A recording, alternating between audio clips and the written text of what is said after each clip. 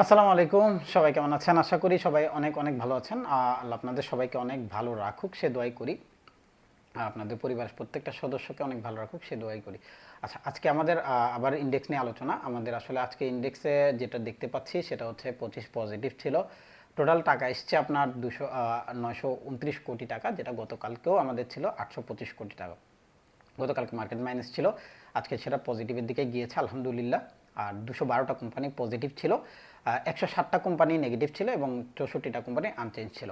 আজকের দিনে যে ক্যান্ডেলটা হয়েছে সেটা মোটামুটি 40 পয়েন্ট বাই সেল করেছে, ক্লোজ দিয়েছে আপনার 5257-তে। এবং আজকে আমরা বেশ কয়েকদিন ধরে একটা রেসিস্ট্যান্স লেভেলের কথা বারবারই বলে যাচ্ছি, সেটা ছিল 5272, যেটা আজকের হাই।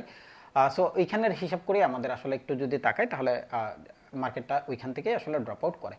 এখন ফ্যাক্ট কি? ফ্যাক্টটা হচ্ছে গতকালকে আমাদের যে রেসিস্ট্যান্স লেভেল ছিল, অর্থাৎ গতকালকের যে ক্যান্ডেল হাই ছিল সেটা ছিল আমাদের 5267। সেখান থেকে প্রাইসটা বারবার রিটেক করে নিচের দিকে চলে আসছে, বা 72-এর যে লেভেলটা মূলত সেটা থেকে বারবার মার্কেট নিচের দিকে এসছে। এখন গতকালকে আমি যে ভিডিওটা রাতের বেলা দিয়েছি আপনারা দেখেছেন, সেখানে আমি একদম ক্লিয়ার কাট বলেছি কেন মার্কেট রেড হতে পারে, কেন মার্কেট গ্রিন হতে পারে।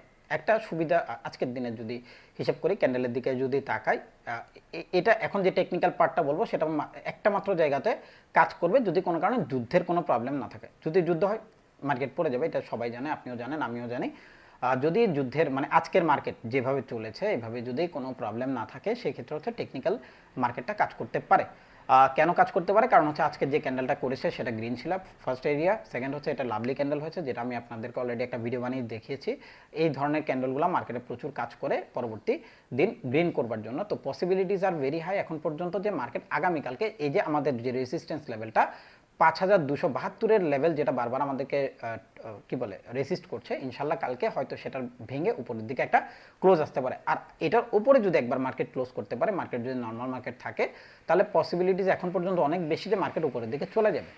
এখন কত যেতে পারে সেটা আল্লাহ জানে, ওটা আমরা পরবর্তীতে। তবে আগামীকালকে যদি মার্কেট 72-এর উপরে ট্রেড করে, অর্থাৎ আজকেও যেটা রেসিস্ট করে মার্কেটের দিকে নিচে চলে আসছে, এটার উপরে যায়, সেক্ষেত্রে হচ্ছে মার্কেট উপরের দিকে যাবে। উপরের দিকে বলতে 30, আজকে 25+ ছিল, হয়তো দেখা যাবে কালকে 30 থেকে 50-এর ঘরে পজিটিভ থাকতে পারে। আর টার্নওভার যা আছে হয়তো তার আশেপাশেই থাকবে, 900 বা 1000 কোটি টাকার আশেপাশে থাকতে পারে। আর যদি কমেও সেটা 800-র নিচে আসার চান্সেস অনেক কম। এই মুহূর্ত পর্যন্ত আমার মনে হয় না নিচে আসবে। এটা আমার ধারণা, আমি বলছি না আমার ধারণা একেবারে 100 কোনো কিছু হবে, এরকম কোনো কিছু নেই।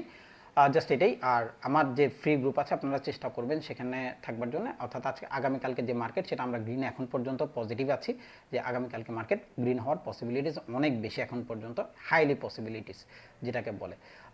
আমার ফ্রি গ্রুপে আপনারা জয়েন করতে পারেন, আমি সেখানে আসলে স্টকগুলো দেই টুকটাক। কারণ হচ্ছে সরাসরি আসলে অনেকগুলো স্টক চাইলেও দেওয়া পসিবল হয় না।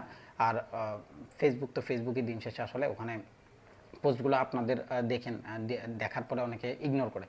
তো গ্রুপ থাকলে হয় কি, গ্রুপে আমরা জিনিসগুলো ডিসক্লোজ করতে পারি, কী জন্য দেখছি, কী কী দেখছি, প্রাইসগুলো দেওয়া যায়।